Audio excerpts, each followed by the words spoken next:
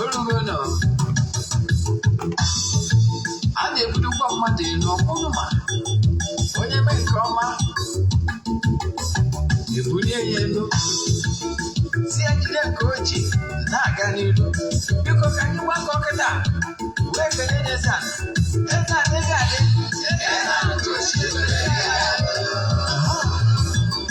Eze-Ana Ugochi tubelu. Nwoke ọma na oraifite. Ị ga-adị.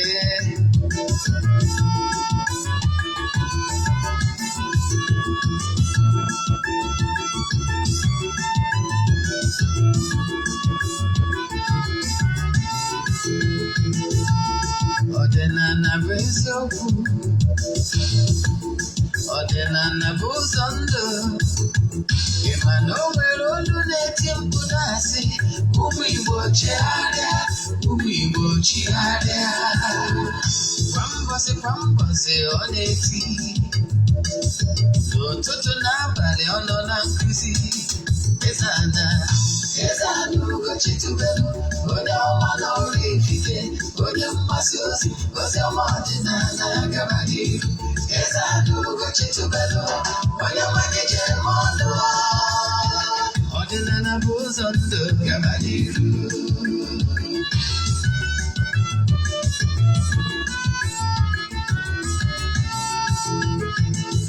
Eze-Ana Ugochi tubelu. Onye ọma na oraifite. Onye mgbasa ozi ọma ọdịnala gaba n'ihu. Eze-Ana Ugochi tubelu. Onye mmanye jere m ọnụ. Ọdịnala bụ ụzọ ndụ gaba n'ihu. Eze-Ana ga-adị. Ugochi tubelu ga-adị. Ugochi tubelu tempụl. Ọ ya adị. Maka na eziokwu ọnwa jaja. Ndị okenye dịga anyị front and back. Ndị oche dịga anyị front and back. Soja sikala aka ghọrọ ụmụ Igbo. Si anyị rapụ nke anyị na nke faka mma. Buru Baịbụl bịa. Akụkọ wepekwa chọọchị fa. Obodo ụka adakwa. Mmadụ Ugochi tubelu ekpere ekpe. Eze-Ana si na ọma mme. Ọdịnala amanwụ ọma mmụchacha. Oge ọbụla ọ na-eti. Ọ nọ na nkụzi. Chukwu abịa ma gbaa gị ume. Ọdịnala ya dị. Eze-Ana Ugochi tubelu. Onye ọma na oraifite. Onye mgbasa ozi ọma ọdịnala gaba n'ihu. Eze-Ana Ugochi tubelu. Onye mmanye jere m ọnụ.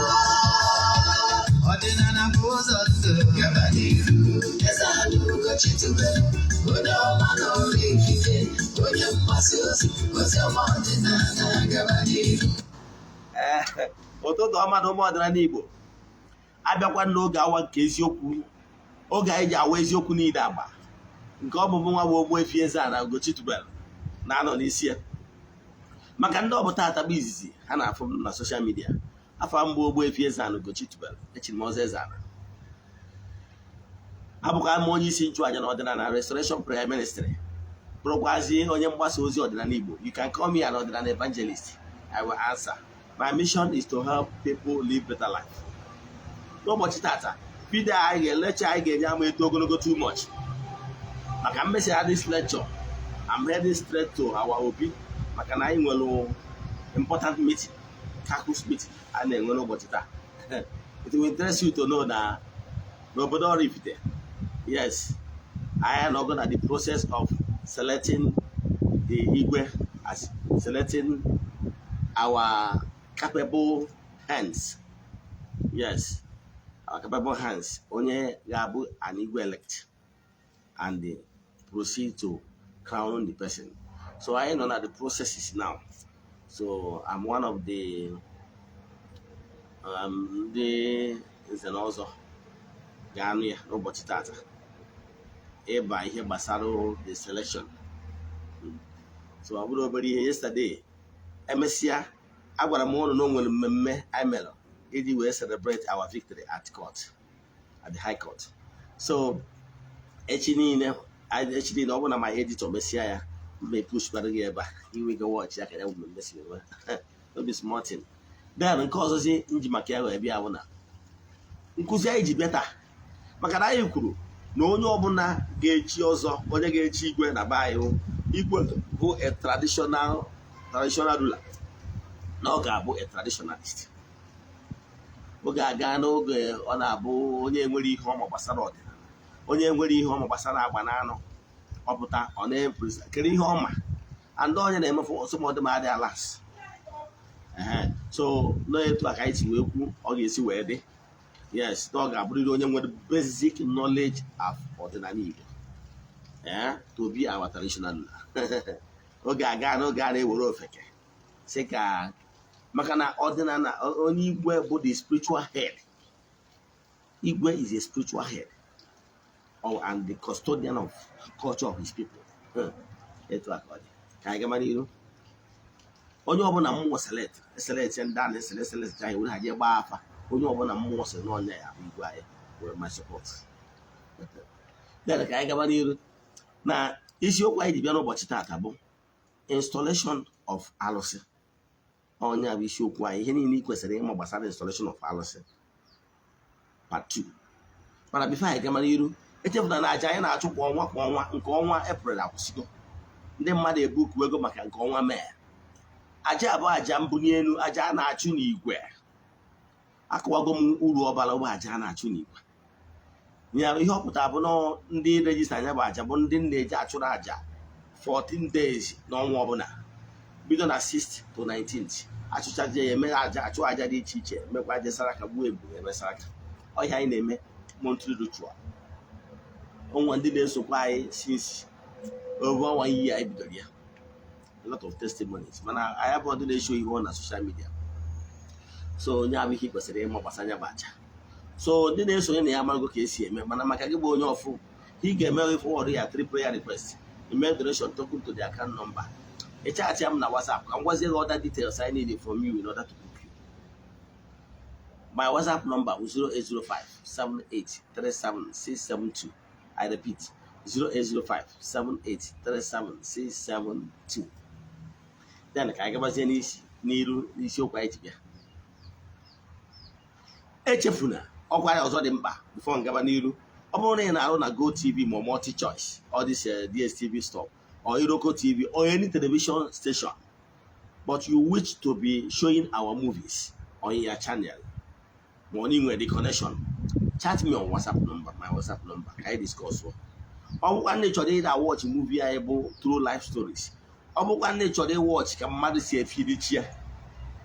Yes, I'm gonna movie the unique. And then here when I could a movie able through life stories. Here we could see money. Now, you join my YouTube channel, Ugochi tubelu movie productions. You watch here our movie there, Banwa. I post recently, The Anger of the Gods. You watch our movie, got Frepe, Kusuke, feed show no one man. Car practical, car bronche, and Kusinano, Manake, Afre, Kusi, Kuche of Ma.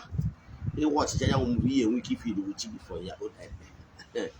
Any nabos I say about social more than yes, because my mission book can consider the one case some of these things.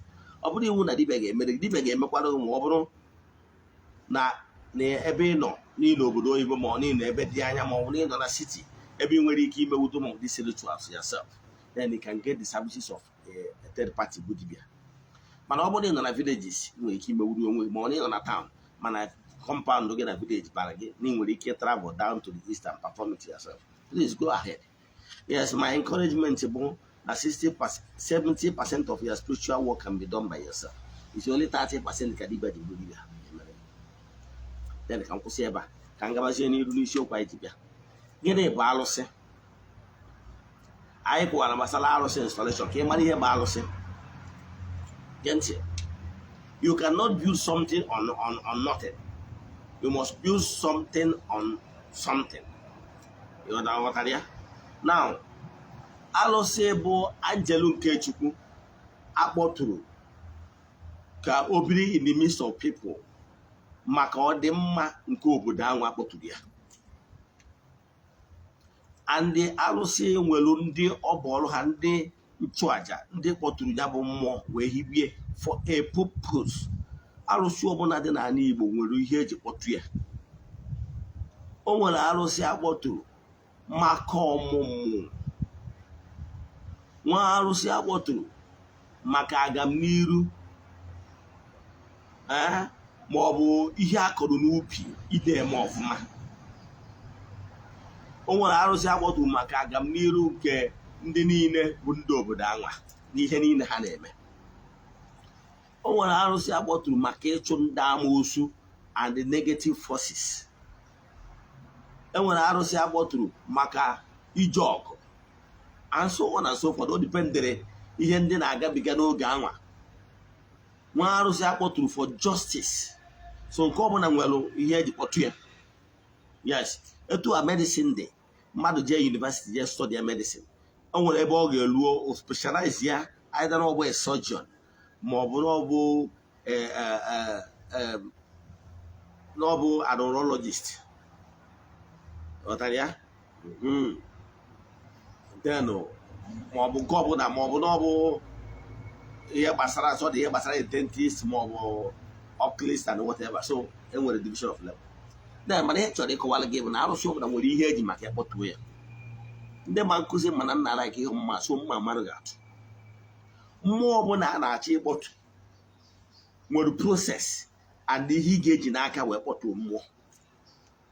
You cannot build something on nothing. Ịghọtara ya?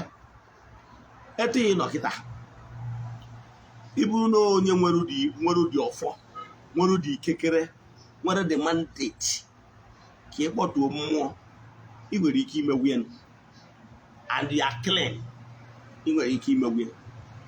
Ịghọtara ya?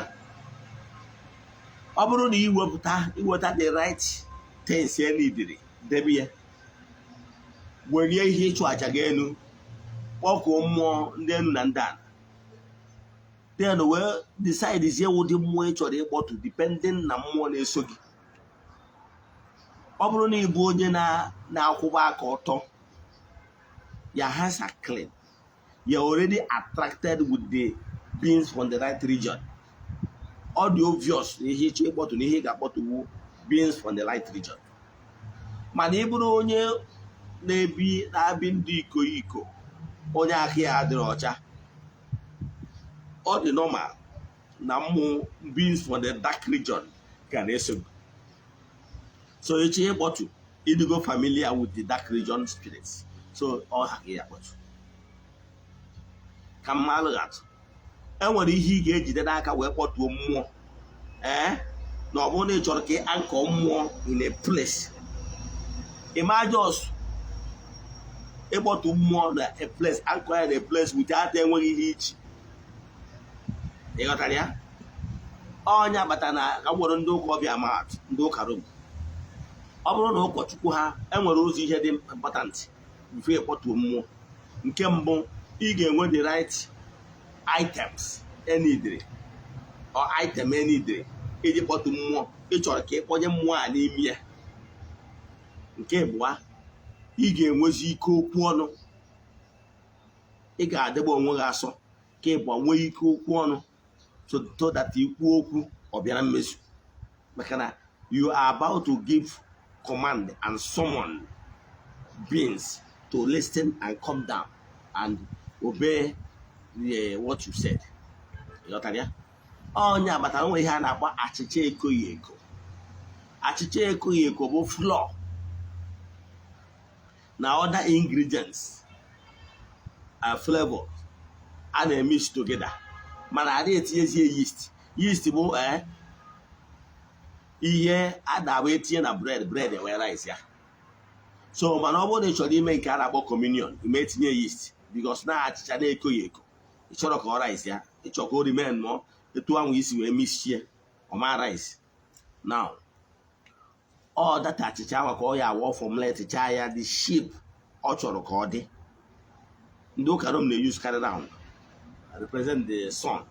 Now o wetazie ya, okwubie okwu odido dị asọ, kwubie okwu wee kpọọ chi nke ahụ ọ na-efe, chi nke ndị Rom, Jizọs, ndị ụka ọbịa, si ya banye n'ime achịcha, and okwuchara n'okwu o kwenyesi ike na etu ahụ o kwubiri n'okwu na-etu a ka ọ dị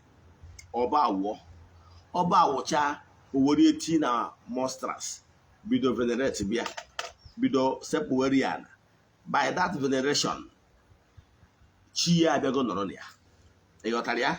That is the mindset of ndị wubere ya bụ ihe na ebe ndị ụka ọbịa nọ.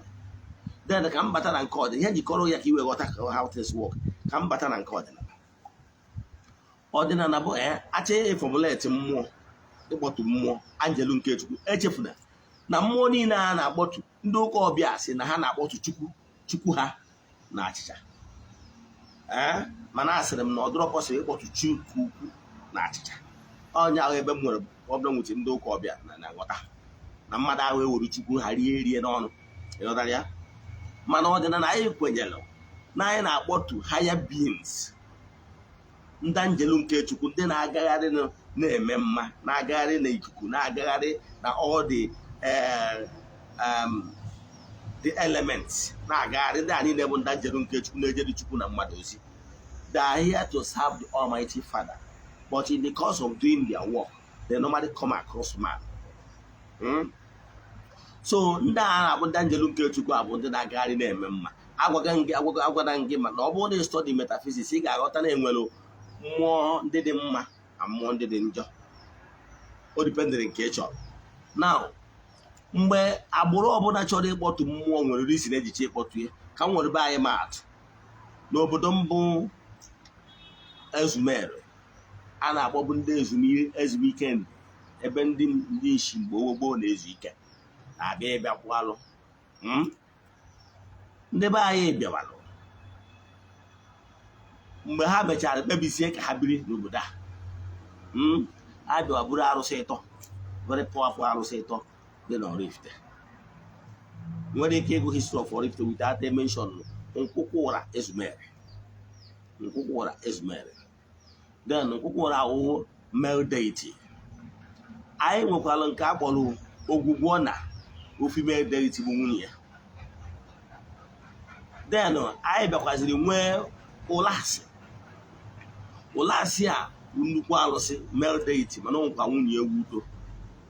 O nwere udo o nwere ugwu o nwere nwunye ya bụ ogwugwu maka ya bụ arụsị buru ibu. Ụlasị na onwe ya ọgba arụsị nwere mmiri. O nwere udo o nwere ugwu o nwere akpụ ọkalete. Arụsị ọbụla nwegidoro nwa akpụ ọkalete abụrụ obere arụsị ịghọtara ya. So na-abịa na ya bụ arụsị taa m kwuru na all my clan my larger clan na-efe ya bụ arụsị ịtọ. Yes. Then n'ime dịsị ọnụkụ ịtọ a dịkwa n'ime my clan my larger clan nwere ndị ọnụkụ ọ bụ ha na-enye nke anyị nwe ọnụkụ ọ bụ na ha na-enye nke anyị nwe ọnụkụ ọ bụ na ha na-enye nke anyị like ọnụkụ m nwa gburu damage anyị nwa na-enye ụlasị nri. Ya bụ ụlasị bụ arụsị nwere mmiri. Ọ bụrụ na m bụrụ the oldest man in my clan ọ m nwere na-enye nri ịghọtara ya. So etu a ka ọ dịkwa arụsị ndị ọzọ gasị.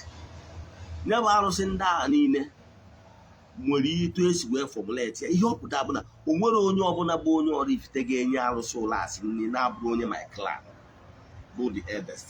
You know why? Because nọọ ndị nna nna m ha chịkọtara wee wube ya bụ arụsị. Gịnị ka eji wube ya? Ihe eji wube ya bụ arụsị bụ na mgbe gburu gboo nwere ndị a na-akpọwa ndị agha abam. Ndị ile anyị ndị agbata obi anyị na-eje megide chekọta ha ka ha bịa na-anụrụ ha ọgụ ka ha chụpụ anyị n'ihe nketa anyị ka anyị gbaa ọsọ ka ha wee bichie ebe anyị.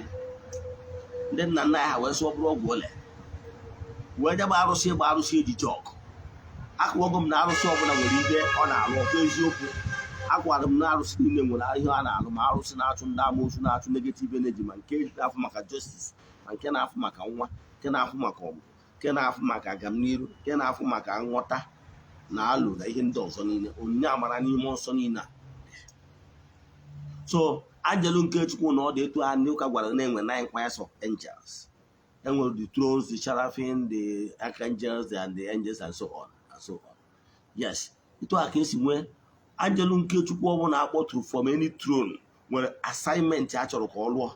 And anjelu ya bịara ụba anjelu ndị ọrụ ha nọ in harmony with ihe a chọrọ ka alụọ. Now mgbe awa ndị enemi anyị na-achọ ka ha chụpụ anyị ka anyị pụọ ka ha bichie ebe anyị, echefuna na mgbe gburugburu a na-agba gị ihe a enwere ihe dị ka court, enwere jọji, enwere polisi. So mgbe a na-enwe survival of the fittest, ịka bụrụ odogwu nwere ike ịchụpụ onye ọzọ. So mana onye fiilu na ume enweghị ezuru ya, ị nwere ike ịchụkata ya ọchụchụ, edisaidi ya bụ ndị okenye ka a kpọtuo mmụọ. Ị mara na o nwere obodo ji ike agbara anọ arụsị dị na be ha wee prevent ya na ọgụ abatụrụ be ha. Ịmara during the war, ị mara na onwe ndị preventịrị na kama single bomb ebururu na be ha. Ịmara enwere ndị ahụ ọpụta etu a ebido onye bụ plen n'elu na-apụta, ọ na-apụta obodo a dịka mmiri ọ gafere, mana mmụọ mere ya. Ọgwụ nke a ka m bịara ịkọta, mana ihe na-achịkọwala gị bụ na ụdị ihe na-etu a mere ndị mmadụ wee mee gịnị, welu chọzie ka ha chụpụ anyị ndị nna nna anyị ya. Ihe ọpụta bụ that ọnụkụ anyị ahụ, that my clan, that my otu ọnụkụ abụghị ọ dịrị anyị nwe ife ya bụ mmụọ. Ihe ọpụta bụ na ọ ndị nna nna anyị si na that particular families si bịakọtara ọnụ si na ha ma agbapụ ọsọ abịa ha wee wetasịa ihe dị iche iche eji efiwe mmụọ. O nwere ihe ndị eji efiwe mmụọ, ịghọtara ya? Iweta ihe ndị eji efiwe mmụọ, kpọtuo mmụọ, si mmụọ ya banye n'ime ihe ndị a na-alụbalụ gị ọlụ. Ị gwazie mmụọ ihe ịchọ ka ọ na-alụlụ gị, mmụọ agwaghị ihe ọ ga na-emere gị. Gị nwa agwa mmụọ ihe ịchọ ka ọ na-emere gị, gwa ya ihe ị ga-eji iwe na-ekere ya. Ịghọtara ihe m kwuru? Ka nkọwala gị. A na-ehibe mmụọ, enwere some items e nidiri, o dipendịrị ụdị mmụọ a na-achọ ihibe. Ịghọtara ya? Example, ọ bụrụ na ị na-adụ a na ndị mmiri, ị na-edo ka mmadụ gwa gị na nzu ga-adị ya na edo ga-adị ya. Ị na-edo ka mmadụ gwa gị na mkpụrụ nkwọ, ihe a na-eweta na mmiri ga-adị ya. Ị na-edo ka agwa gị na ego ayọrọ ya adị ya na ihe ndị ọzọ ya adị ya. Gbọtuo ndị mmiri, they will stay there, maka na iwetalụ things dị attracted to them, things ha nwere in common, in love with. Ịghọtara ya?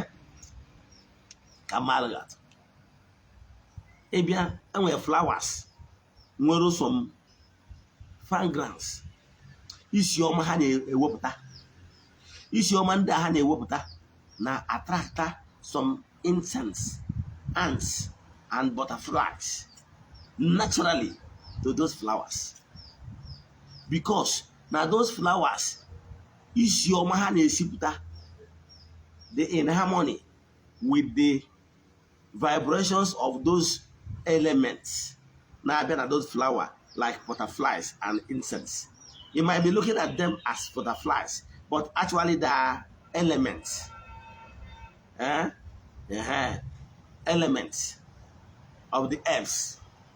Abụghị ka m bịara ịkọwata, mana ihe m chọrọ ịkọwala gị bụ na enwere mgbọrọgwụ ụfọdụ arụsị ụfọdụ a na-eyiwe nwere ike nwee ndị bụ na nzu ya adị ya, nwee ndị bụ na edo ya adị ya, nwee ndị bụ na ose ọjị ya adị ya, nwee ndị bụ na ọjị ga-adị ya, nwee ndị bụ na ahịfịa dị iche iche ga-adị ya, nwee ndị bụ na mgbọrọgwụ dị iche iche ga-adị ya. O dipendịrị ihe a chọrọ ka anya bụ dati arụsị na-alụ.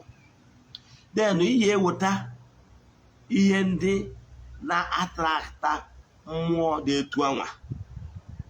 Ịghọtara ya?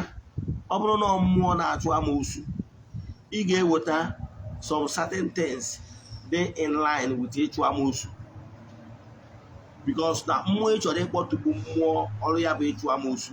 So ị ga-eweta ihe ndị dị in line with ịchụ amoosu. Then iwetazie ihe ndị a ha na-alaiki, mmụọ na-achụ amoosu na-alaiki, iwetazie ha down, iwee kwubizie okwu wee kpọtuo mmụọ na-achụ amoosu from the spiritual realm, wee sị ya na taa n'ihi na-akpọtụ ya n'ebe na-etu a ị na-eme install na bido taa na gara achụrụ amoosu, na ị ga-eji ihe enye ya afa dị etu a. O nwere nke ọ ga-emecha ọpamitie gị jiri aka gị baa ya afa, ụgwa nke nwere ike ịgwa gị afa ị ya akpụ ya. O dipendent. Now ọ bụrụ na o jiri aka ya gwa gị na afa ya mara afa ka ị gara akpụ ya, ọgwa na unu ji aka unu baa ya afa nyanwa anabata ya, o kwere.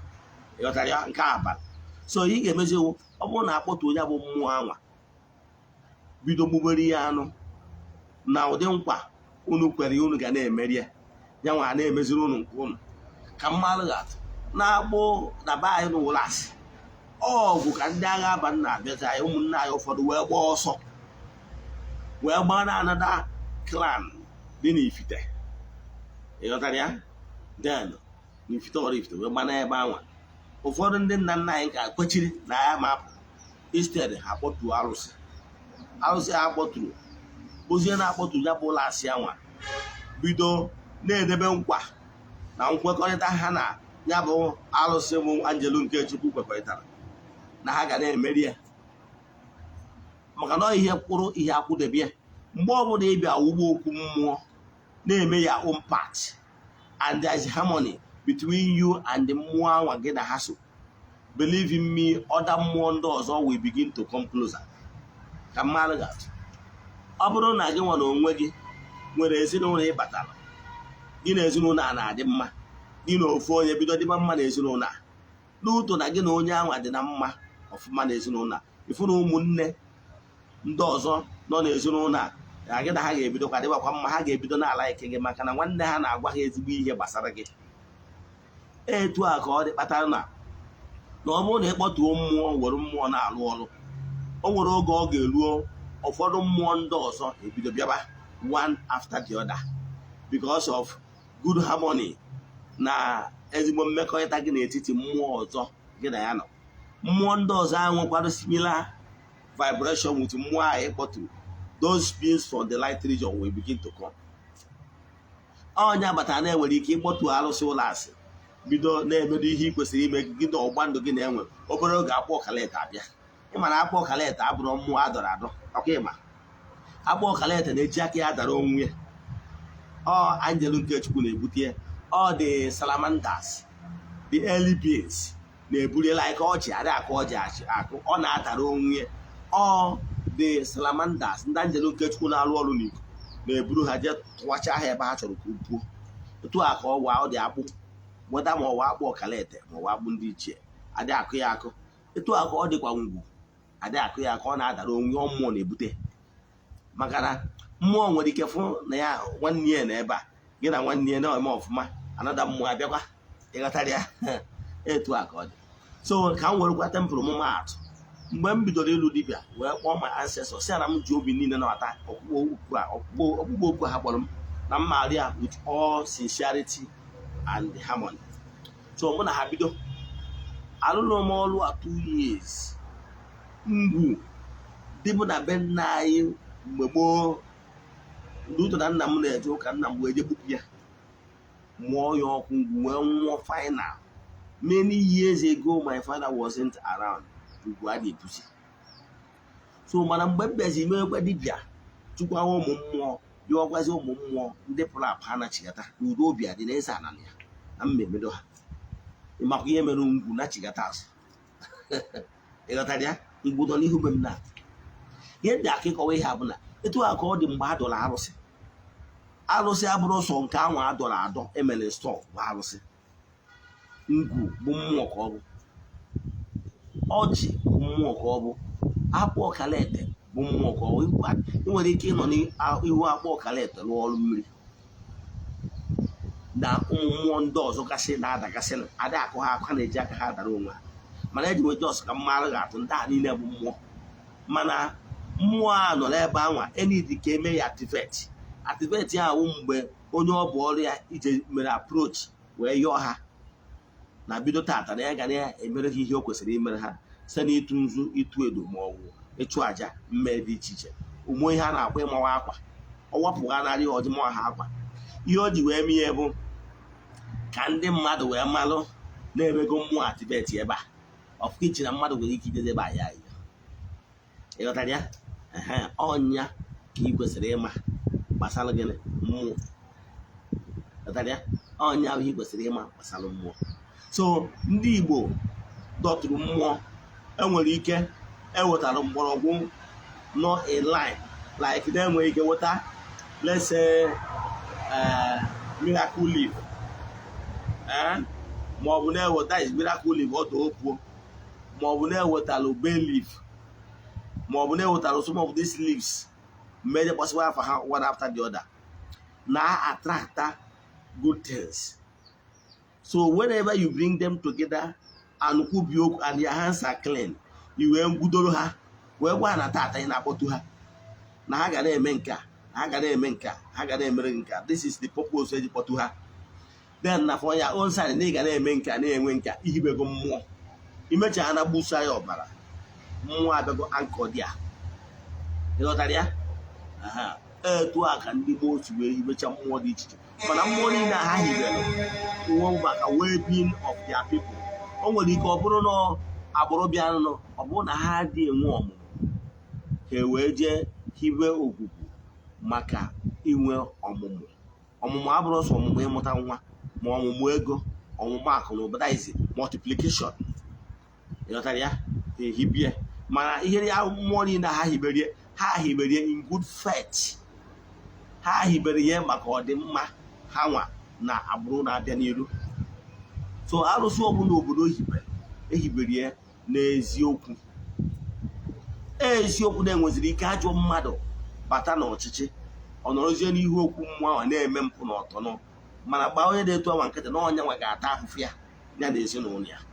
Ịghọtara ya? That doesn't stop alụsị bụ ihe ọ bụ. Example, na-enwere ebe fada eweta o wee ghara ide ebi ndụ dị ọcha dị asọ, na-ebi ndụ na-achụgharị ụmụ nwaanyị na parish, does not mean anything, maka na ihe ọbụla o metara ya dara isi ya. Ịghọtara ya? Ihe ji because of that si na ime jezi ụka na obido onye na-eje ụka. Etu a ka ọ dị n'ọdịnala. So ihe na-achịkọwara gị bụ na anya bụ those items ahụ ewetara wee kwubie okwu wee kpọtụọ njeru nke Chukwu na ka ọ banye n'ime those items anwa, tuwelụọ na ime those items anwa maka ọdịmma ndị obodo dị etu a, ka ọ na-alụ ihe dị etu a na ka ha na-alụrụ ihe dị etu a was done in good faith maka ọdịmma nke mmadụ niile. Ịghọtara ya? Maka ọdịmma nke mmadụ niile. Etu a ka ọ dịkwa na ndị ọzọ dị iche iche.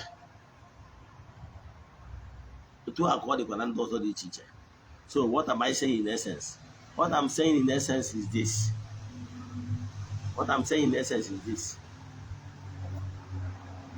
Mgbe ọ bụla akpọtụrụ alụsị na-etu a ka esi akpọtụ alụsị, enwere ihe dị ka igbu iji isi mmadụ ma ọ bụ ihe ọ na-eyiwe alụsị ma ọ bụ asị na-eniri mmadụ n'ala. Gịnị na-abụ hearsay? Nke bụ eziokwu bụ na ọ bụgoro nọ ndị mmiri ma ihe ndị mmiri na-ala eke, ego ayọrọ, akara aka, kpụrụ nkwọ daịda ome okwuta na-esi na mmiri apụta, nzu na edo, ịchọọ ihe dịka ihe ụtọ debere ha, weta okwute reprezentịrị ndị mmiri wee dewe ebe anwa. Inwe anụ ọfọ ndị mmiri kpọtuo ndị mmiri wee sị ha na bido tata na ebe aka ị ga-anọ wee na-egburu ha anụ, kpọtuo ha gbuoro ha anụ ebe ndị mmiri abatagodi ha. Ihe dị mkpa wụ ike okwu ọnụ. There is power in spoken words. After all, mmiri ga-eji wee kọrọ ya akụkọ na Jizọs ndị oge ọbịa ji ọnụ okwu wee mee mmiri o wee ghọrọ mmanya. Ọkwa eziokwu?